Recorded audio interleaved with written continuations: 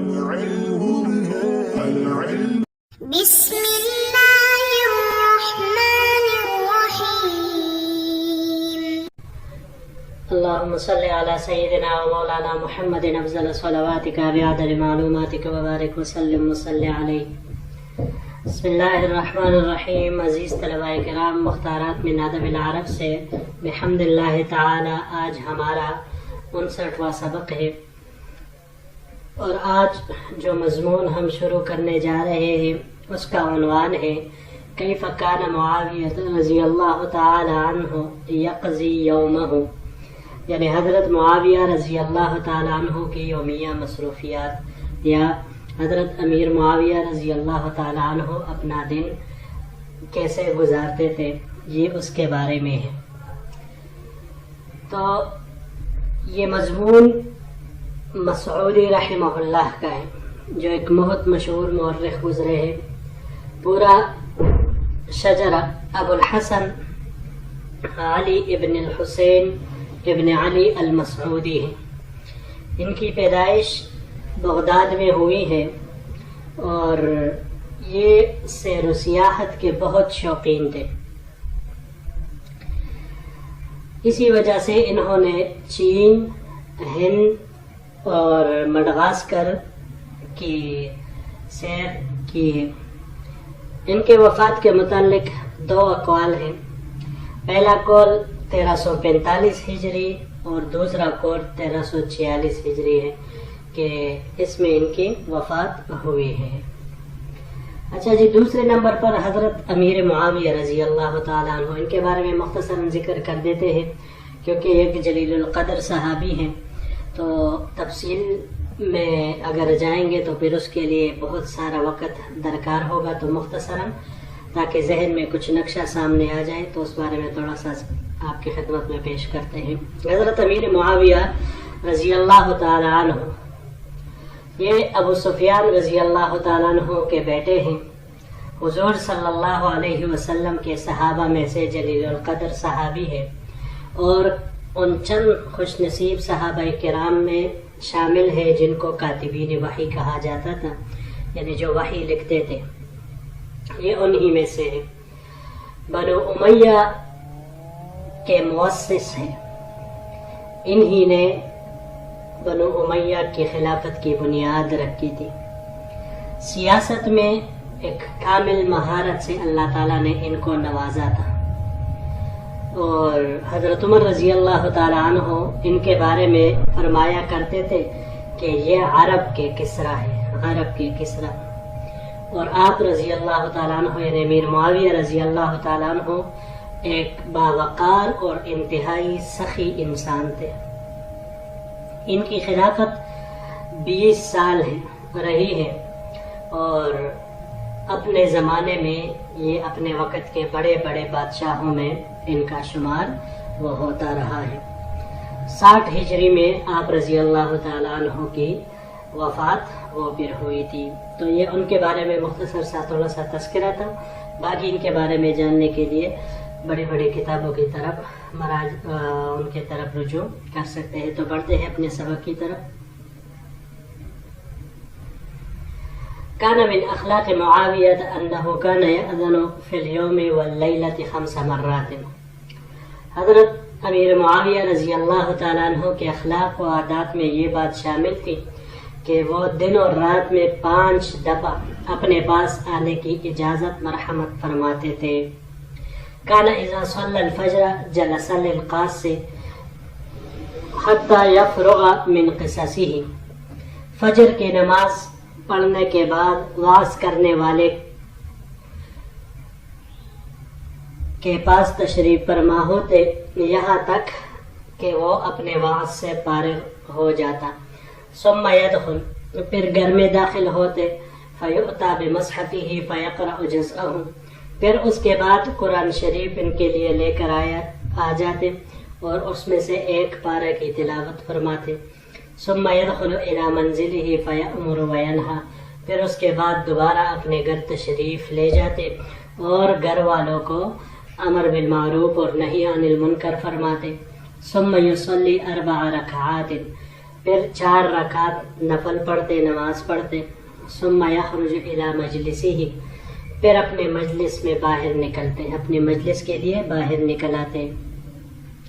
فیأذن لخاصۃ الخاصۃ فیحدثهم ویحدثونہم، تو پھر خاص الخاص لوگوں کو اندر آنے کی اجازت ہوتی، یعنی یہ مجلس پہلے ان لوگوں کے لیے ہوتی تھی. فیحدثهم، تو آپ ان سے باتیں کرتے تھے، ویحدثونہ، اور وہ آپ رضی اللہ تعالیٰ عنہ سے باتیں کرتے تھے. ویدخل علیہ وزراؤہ فیکلمونہ فیما یریدون من یومہم الی العشی، پھر آپ کے پاس آپ کے وزراء حاضر ہوتے اور جس معاملے میں چاہے چاشت کے وقت تک اس معاملے میں بات کرتے، یعنی اس وقت تک جتنے بھی کرنے کے کام ہوتے تھے اس بابت ان سے بات کرتے. ثم یؤتی بالغداء الاصغر وهو فضلة عشائه من جدی بارد او فرخ وما یشبهه، ثم یتحدث طویلا، پھر اس کے بعد غدائے اصغر یعنی ناشتہ لایا جاتا، جو کہ رات کے کھانے میں سے بکری کے ٹنڈے، گوشت کا یا چوزے اور اس جیسی چیزوں کا باقی ماندہ ہوتا، اور پھر اب کافی دیر تک طویل گفتگو فرماتے. ثم يدخل منزلہ لما اراد، پھر جب گھر داخل ہوتے، جب ارادہ کر لیتے. ثم یخرج، پھر نکلتے. فیقول، تو فرماتے یا غلام اخرج الکرسی فیخرج الی المسجد فیوضع فیسند ظہرہ الی المقصورۃ، پھر غلام کو حکم دیتے کہ اے غلام اس کرسی کو مسجد میں نصب کر دو، یعنی مسجد میں رکھ دو. پھر اس کے اس انداز میں اس کو رکھا جاتا کہ ان کی پشت کا رخ محراب کی طرف ہوتا. وَيَجْلِسُ عَلَى الْكُرْسِيِّ، اور کرسی پر تشریف رکھتے. وَيَقُومُ الْأَحْدَاثُ فَيَتَقَدَّمُ إِلَيْهِ، تو شکایتیں کرنے والے کھڑے ہو جاتے ان کے پاس. اچھا جی، یہاں پر یہ 3 الفاظ ہیں جن کی ہمیں تحقیق مطلوب ہے. پہلا اس میں سے جدی، جدی اس کی جمع جدا یا اجدن آتی ہے، اور جدی یہ بکری کے پہلے سال والے بچے کو کہا جاتا ہے. جدی پہلے سال والا بچہ بکری کا، اس کو کہا جاتا ہے. اور اگر الجدایا ہو تو الجدایا پھر یہ ہرن کے بچے کو کہا جاتا ہے. فرخن، یہ پرندے کا چھوٹا بچہ، جو پرندے کا بچہ ہوتا ہے اس کو کہا جاتا ہے. اس کی جمع فروخن بھی آ سکتی ہے، فراخن، افرخن، یہ تینوں طرح کے جمع اس کے ممکن ہیں. اس کو جب ہم باب سمع سے لیں گے تو فرخن مصدر اس کا آئے گا چمٹنے کے معنی میں، اور جب باب تفعیل سے لیں گے فرخ یفرخ تفریخن تو پھر پرندوں کا بچوں والا ہونا اس معنی میں یہ آئے گا. اگلا لفظ ہے المقصورہ. المقصورہ یہ محراب کو کہا جاتا ہے، یا وہ خاص جگہ جہاں پر امام نماز پڑھانے کے لیے کھڑا ہوتا ہے. تو امام جس جگہ کھڑا ہوتا ہے وہ وہی موضع ہوتی ہے محراب، تو اسی کو یہ کہا جاتا ہے اور اسی کے اوپر اس کا اطلاق ہوتا ہے. جی تو بڑھتے ہیں اپنے اگلے سلائیڈ کی طرف.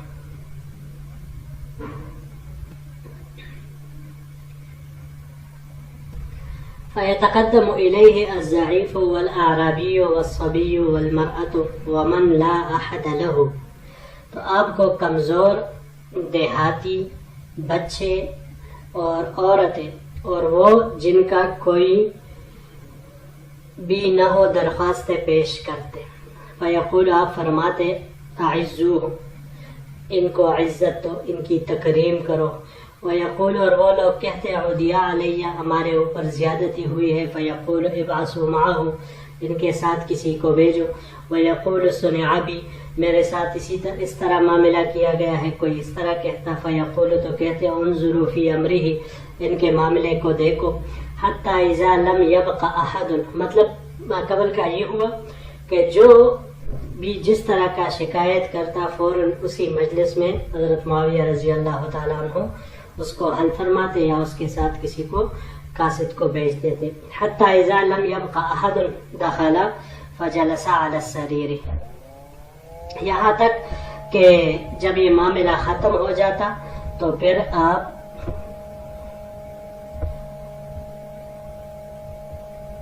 داخل ہوتے اور چارپائی پر بیٹھ جاتے. ثم یقول، پھر ارشاد فرماتے اذنوا للناس على قدر منازلهم ولا يشغلني احد عن رد السلام. پھر جب آپ اپنے تخت، سریر ہم نے مانا اس کا کیا چارپائی، عام طور پر اسی کے لیے استعمال ہوتا ہے، لیکن یہاں پر ہم اس سے تخت بھی مراد لے سکتے ہیں کہ جو خلیفہ امیر المومنین یا بادشاہ کے لیے اپنا ایک وہ الگ سے جگہ ہوتی ہے، تخت ہوتا ہے، تو اس کو بھی کہتے ہیں. پھر ارشاد فرماتے اذنوا للناس علی قدر منازلهم، لوگوں کو ان کے درجے کے مطابق اجازت دے دو. ولا یشغلنی احد عن رد السلام، اور مجھے سلام کا جواب دینے سے کوئی نہ روکے. مطلب یہ ہے کہ مجھے ان کے ساتھ باتیں کرنے دی جائے. فیقال کیف اصبح امیر المؤمنین اطال اللہ بقاءہ، تو پھر ان سے کہا جاتا امیر المؤمنین اللہ تعالیٰ آپ کی عمر دراز کرے، آپ نے کس حال میں صبح فرمائی؟ فیقول بنعمت من اللہ، تو آپ فرماتے اللہ تعالیٰ کی نعمت کے ساتھ. فاذا استووا جلوسا، پھر جب وہ تمام سیدھے ہو کر بیٹھ جاتے قال، تو آپ فرماتے یا ہؤلاء انما سمیتم اشرافا لأنکم شرفتم من دونکم بهذا المجلس، اے لوگو بے شک تمہیں شرفاء کا نام دیا گیا ہے کیونکہ تمہیں دوسروں پر اس مجلس کی وجہ سے فضیلت ملی. ارفعوا الینا حوائج من لا یصل الینا، اس لیے آپ ان لوگوں کی یا ان افراد کی ضروریات اور مسائل کو پیش کرو جو یہاں نہیں پہنچ سکتے. یعنی میرے پاس اگر کسی کا پہنچنا ممکن نہ ہو، مشکل ہو، تو آپ لوگ ان کی حاجت اور ضروریات کو پورا کریں. فیقوم الرجل فیقول، تو ایک شخص نے کھڑے ہو کر عرض کیا استشہد فلان، کہ فلاں شخص شہید ہو گیا ہے. فیقول، تو آپ فرماتے افرزوا لولدہ، کہ ان کے بیٹے کے لیے کچھ مقرر کر دو، یعنی وظیفہ وغیرہ. ویقول آخر، اور دوسرا کہتا غاب فلان عن اہلہ، کہ فلاں شخص اپنے اہل و عیال سے غائب ہو گیا ہے. فیقول تعاہدوہم، تو فرماتے کہ آپ ان کا خیال رکھو. اعطوہم، ان کو کچھ عطیہ دو. اقضوا حوائجہم اخدموہم، ان کی حاجتوں کو پورا کرو اور ان کی خدمت کرو. اچھا جی، اعزوہم عزازہ سے ہے، باب ضربہ سے جب ہم اس کو لیں گے عز یعز عزا، باب ضربہ سے عزا مصدر اس کا آئے گا قوی ہونے کے معنی میں، اور اگر باب نصارہ سے لے تو پھر مصدر عزن آئے گا، یہ بھی قوی کرنے کے معنی میں آئے گا. یہاں پر یہ باب افعال سے استعمال ہوا ہے، اعزز یعزز اعزازا، یہ عزیز بنانے کے معنی میں یہ آتا ہے. اور اگر اس کو ہم باب تفعیل سے لیں، تعزیزاً مصدر، عزز یعزز تعزیزاً، تعظیم کرنے کے معنی میں پھر یہ آئے گا. افرزو فرضہ سے، فرضہ باب ضربہ سے اس کا مصدر فرضاً بھی آتا ہے اور فرازتاً و فروزاً بھی آتا ہے. اگر مصدر اس کا فرضاً ہو تو تنخواہ مقرر کرنے کے معنی میں یا عطیہ دینے کے معنی میں یہ آئے گا. لیکن اگر ضربہ اور کرومہ سے اس کا مصدر فرازتاً و فروزاً آئے تو پھر یہ عمر رسیدہ ہونے کے معنی میں آتا ہے. اس کے علاوہ یہ فرازتاً باب کرومہ سے بھی آتا ہے، لیکن جب باب کرومہ سے فرازتاً آ جائے تو پھر علم الفرائض، علم المیراث کے جاننے والا ہونا اس کو کہا جاتا ہے. تعاہدوہم، تعاہدوہم عہدہ سے ہے، یہ باب سمعہ سے عہدن پہچاننے کے معنی میں آتا ہے. اور عہد یعہد اعہادن باب افعال سے امین بنانے کے معنی میں استعمال ہوتا ہے. یہاں پر یہ باب تفاعل سے استعمال ہوا ہے. تعاہدن دیکھ بھال کرنے کے معنی میں آتا ہے، اور یہی معنی تعاہدن باب تفاعل سے بھی دیکھ بھال کرنے کے معنی میں آتا ہے، خیال رکھنے کے معنی میں یہ آتا ہے. جی تو عزیز طلباء کرام، یہی تک ہمارا آج کا سبق تھا. انشاءاللہ العزیز اگر زندگی رہی تو پھر اگلے درس کے ساتھ آپ کی خدمت میں حاضر ہوں گے. السلام علیکم ورحمۃ اللہ وبرکاتہ.